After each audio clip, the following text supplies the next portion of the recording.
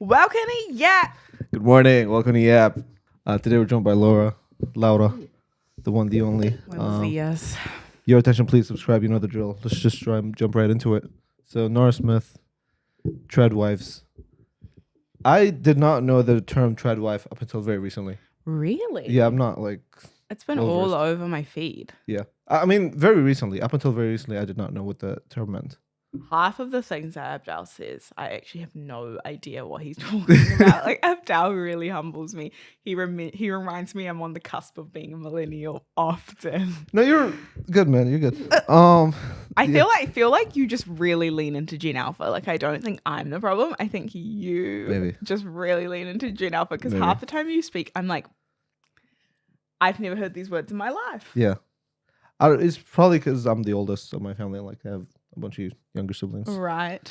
So they're like, keeping you hip. Yeah, they run around saying skibbity toilet 7 times a day. So no, but yeah. But yeah, Treadwives have been like very prevalent on my TikTok feed for a while now. Yeah. And what's a Treadwife? A Treadwife is a traditional housewife giving 1950s vibes. They cook, they clean, they take care of their children, but most importantly, they do it aesthetically and like in beautiful like country homes. Yeah. Although I think Nara Smith actually lives in the city, but she makes us feel as though she lives in this like quaint neighborhood and town. And her life is so beautiful and perfect.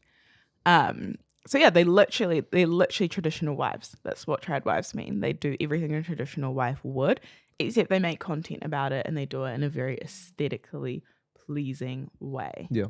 And it's been a trend that's on the rise. I feel like Nara Smith probably isn't the original Treadwife. She's the most popular Treadwife, and the rise of Nara Smith has probably inspired more women to make this kind of content. Yeah. Because she's obviously doing it very successfully. Yeah. And now, could this be like dangerous? Like the whole, I mean, even the way Nora Smith started videos, she was like, "Oh, my husband felt like having a cake, so I did it from scratch." Blah, blah, blah. Like it just. Yeah, so I went to the fields. Yeah. And I picked the wheat. I don't know. It gives into this idea of like. I don't know. I guess this is gonna sound so crazy, but like, I guess the patriarchal idea of like the man getting what he wants. Look at you! Wow. See, what? After I woke up woke. I can switch it up. No, I think that I'm in two minds about it because I want women to be able to do whatever the fuck they want. Like, I don't care if you want to be a trad wife. Good for you. I personally don't. I get to do whatever I want. You should be able to as well. But I do think that being a woman in the 1950s was shit and harmful. So trying to bring those kind of trends back can be harmful in today's day and age. And it seems to be harmless content and really like calming and nice to watch because it's for the typical person, it's a change of pace from what they actually do in their lives. Like not a lot of us get to bake bread every day from scratch. Like we have to go to work. Yeah. But so I get the appeal in watching the content, but I do think it can be harmful in just seeing that content over and over and over and then like instilling in men's, everyone's minds that like this is a lifestyle to be looked up to. Yeah. Because although it looks very aesthetic and relaxing on the internet, it wasn't really fun to be a woman in the 50s. No. And I don't think it would be fun. Personally, I don't think it would be fun to actually live that life. Yeah, I wouldn't want to be a woman in the 50s. I don't know about you. No, but I think the interesting thing about this whole thing is that obviously, and there's no need, like, it's super obvious, but they're obviously not actual traditional Treadwives. Like, it's to me, it's so obvious that they're like cosplaying like Treadwives. Because if anything, they're probably the breadwinner in the relationship. They probably got their vet fucking going around being like their little PA. Yeah, like, that's true. I think that it's true in some circumstances. Like there was recently an article released about, God, I forget her name. Find it and put it on the screen. But she's a very famous trad wife as well. And there was recently like a case study or an article put out about her real life. Yeah. And girls in the pits of hell, like she's actually taking care of all of her kids by herself. Like she's cooking all the meals from scratch. Like it's not like she's not doing it for content. Like that's obviously she's doing some of it for content, the aesthetics of it all, so that it looks pleasing to an audience. But that's actually her life. Like her husband is actually out fucking doing what knows, working in the fields, like real men did, working in the fields. So that, and she's like, that's her real life. She has no support. That is her like full-time responsibility. And it's so glamorized online, yet this real depiction of her life in this article seemed awful. And like she was really struggling and had no support. And that would like eventually affect your mental health. So I do think that it is a facade for some, but I think that it very easily turns into influencing people's real lives. Like, this is a really terrible example, but BBLs, like we saw those on the internet for so long and then they became the norm. Like, not in Auckland, New Zealand, but like in Miami and big cities. Like they became the norm, and it was never a thing where it's like, you should get a BBL. We're promoting BBLs. It was always just in your face in the content you're consuming. And then that affected the perception that people had in their bodies, and they went and got BBLs. So the more we consume, essentially, the more we consume this content, the more like common and influential like it becomes. So as a woman, how do you feel about like Nara Smith's content? Like, are you a consumer of it? Do you like it? Do you hate it? Is it a net positive, net negative? I'm not a consumer of Nara Smith content. I'm just bored. Like it's just boring to me. I'm just like, I would never make cereal from scratch. So like I'm not the target audience. I don't think that. Actually, I think that not everyone that watches her content is making cereal from scratch. But I personally am not a Nara Smith consumer, not because I don't like the content. Whenever it comes up on my feed, I get the appeal. It's very aesthetic. It's very relaxing. It's just not for me. Like I open the app to laugh and to be entertained. And that's not what her content does for me. Perfect. That was Tradwives. Did we fucking I think so. Get a short? I think so. I think we got two. Think so? What do you think? I have no idea. I feel like I was just rambling. No, we'll find out today. Later. David, you got this. I love you. All right, let's jump right into the next one. The Premier League. Have you heard of the Premier League? Be so fucking for real. So the Premier League and Guinness have launched a super wholesome campaign. Obviously, the Premier League has just started, and there's multiple ads under this campaign that I'm actually like a big fan of. So I'm gonna do a show and tell. How do you feel about the Premier League? I feel great about the Premier League. I don't think I've ever watched a Premier League game, but I love football. I love Brazil. What did that sound like? An immigrant application? Okay, so Guinness have made an ad and it's titled RSK Island. Wow, be serious, bro. Okay, yeah. Guinness say it again. Guinness Why would you count us down? Okay. So Guinness have made an ad for a football team in RSK Island, and it's so fucking cool. What island? It's called RSK. Oh. RSK Island. And what's the football team? RSK FC? I don't know. Okay. No, but basically they made an ad about this island, and this island is an island in Scotland, and 10% of that island's population is in their football team. Wow. So they have a small population. They've got like 140 something people. Damn. Which is crazy. I want you to watch that. The ad is actually so wholesome. Hold on. And this football team's in the Premier League? No. Oh. An island in the I thought outer that's what we were talking about. Hebrides. What's Hebrides? What's her outer Hebrides? Let's see. Bear with me. What the fuck is the takeaway of this? Oh, it is in Scotland. So Erskine Island. Nah, I might just ditch that. Oh no. Next shot.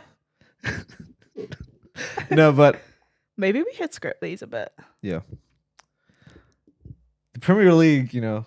So basically, Guinness and the Premier League have launched a super wholesome campaign. They've made several ads. One of the ones that actually really stood out to me was, I think it's called something along the lines of Something Brothers, and it just showed how different communities celebrate football and Guinness.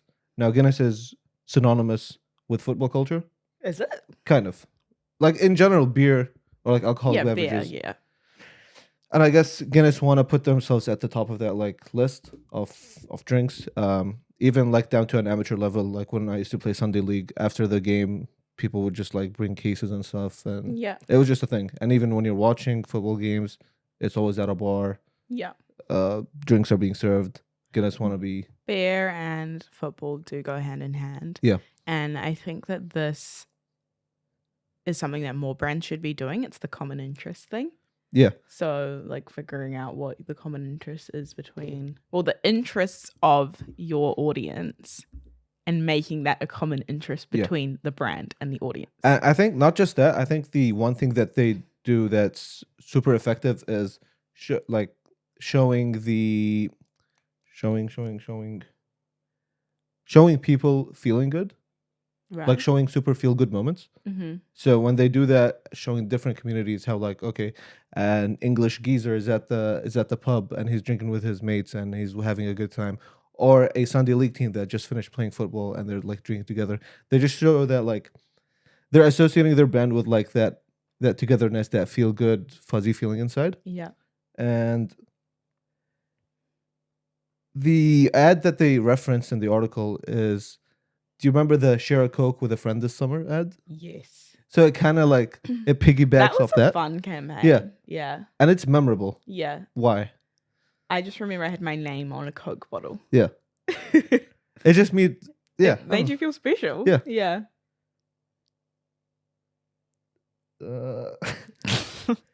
Wait. Yeah, so by showing that I don't know, it's really interesting with these ads is that they're not actively trying to shove the product down your face. Mm-hmm. It's more oh, when you do this fun thing, you just happen to have this beverage with your hand. It's an association with the brand. Yeah. And now every time the next time you go play football, or the next time you're at the pub watching a football game, I think the first drink your head goes to is Guinness. It's Guinness. So, yeah. Do you think that they'll actually be successful in that pursuit, or is it actually already a thing? Do men watching the Premier League in the UK actually go for a Guinness over other beers, or is that what they're trying to achieve here? I think it's up there. I'm not entirely sure about the alcoholic beverage market in the United Kingdom, but no, the Guinness is a really synonymous thing in the UK, with that whole, not just for the football culture, even the whole lad culture, the geezer culture, Right. I'll go for a Guinness with my friends kind of thing. That's a thing. Yes. And then they also have this super, I don't know how they do it, but there's a way to pour it, because if you pour it weirdly, then it's half the cup is foam. Oh yeah, and then they break the G or whatever they call it. Yeah, and that's made for super fun looking videos and stuff. Yeah. But yeah, no, I think Guinness is at the top of their game, and this is just another another way of showing their dominance over the industry. Because when I think of an alcoholic beverage, especially around that whole UK culture, the Premier League, I actually think of Guinness and maybe Heineken, but Guinness is first. Yeah. So, Slay Guinness. with that being said, guys, thank you so much for tuning into the YAP podcast. I feel like we should film another one. What? feel like we could film one About what? about the interest thing. we'll just like Stan made a short about it for Team C, and it was a really simple short, and it was just like it was basically just like brands should stop making content about their product and make content about what their audience is actually interested in. Yeah. So, which is exactly what Guinness did here. Yeah. So I feel like the hook could be. Okay, I'm going to speak and then I'm going to go to you for an example and you be ready with the Guinness ad and the Premier League. Yeah. Why is this so nerve-wracking? It feels like we're live. It does. It feels like someone's watching us. Okay, I don't know how to start. What were you going to say? Because I could say it and you could be like, oh, true. And then I could just like... I was just going to be like, brands need to stop making content about their product and start making content about what their audience is actually interested in. And then go into talking about common interests and overlapping target audiences. Yeah. Say it as like a statement, like, dear brands, stop making products, stop making ads. Dear brands, brands, listen up. If you're a brand, turn your ears on. Okay, no. I'm just gonna say the statement. I'm not gonna be like, dear brand, pick up the phone.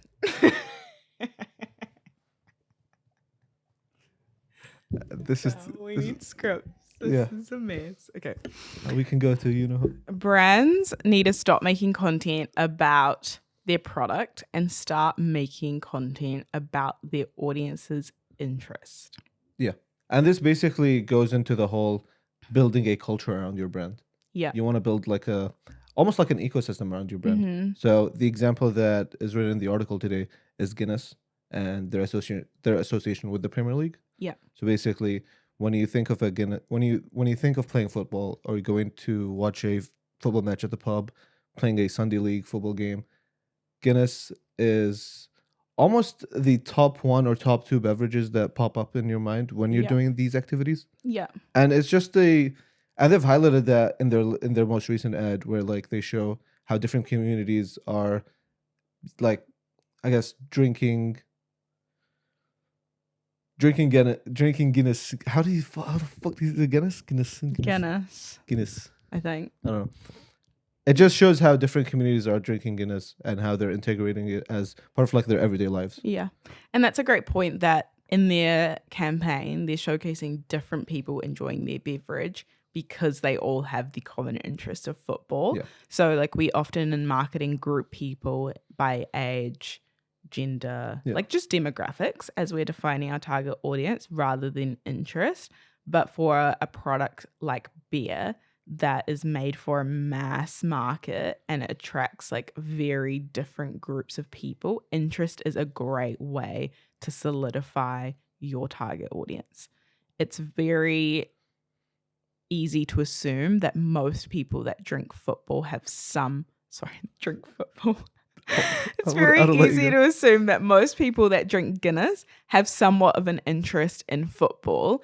Way easier than trying to narrow down their target market to an age or gender or whatever. Because if anything, that's how you define a community is with people with the same interests. Like a group of 20-year-old boys are not a community. Yeah, that's so true. But a true. group of people that love football are a community, and they could be their age could range from like 15 to like 85. But they still go together. But that's a community. Facts. So. Bro, he cooked for once. What the hell? Facts. And literally, what is more powerful than community? As soon as you have a community that loves your brand. Yeah, no. Community is king. Priceless. Community is king. They'll buy from you over and over and over. Yeah. With that being said, I'm going to end it on a high. Guys, thank you so much for tuning into the YAP Podcast Louder. Thank you so much for joining us today. I will see you tomorrow. Bye.